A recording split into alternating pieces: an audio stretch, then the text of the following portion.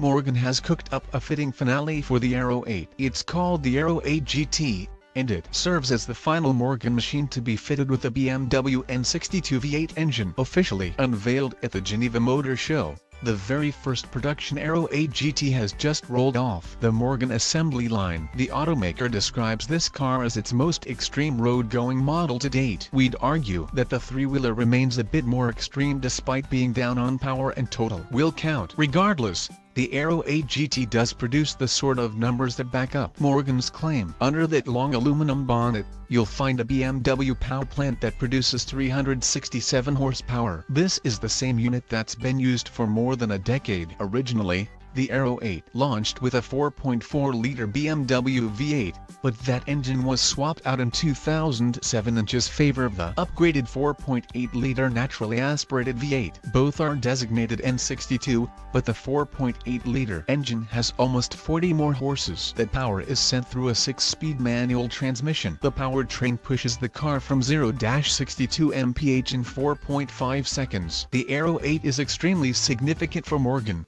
as it represents modernity for a classic car builder. Part of the formula includes Morgan's adjustable suspension. This Aero 8 GT is equally significant because it's the end of the line for the Aero 8 run. Morgan is building just 8 examples, and all of them have already been snatched up. Each will be built to the customer's taste, and each buyer will consult with John Wells, Morgan head of design. This first Aero 8 GT looks particularly striking with its Miami blue paintwork. The black wheels pop against the blue hue and the front fender louvers seem even more aggressive than you might expect. Those louvers help reduce lower pressure on the body sides and increase downforce at the rear. A diffuser reduces air pressure from the underside of the car, also increasing downforce. Those aerodynamic considerations are especially important on a car that can hit 170 mph. If this is the end of the line for the Aero 8, it seems Morgan is happy to push the car out in appropriately aggressive fashion. Saying goodbye to the Aero 8 only has us curious as to what the storied automaker will trot out to replace it. Morgan is already toying around with electric power plants and more forward-thinking designs. Perhaps the Aero 8 replacement will follow a similar design and technology path.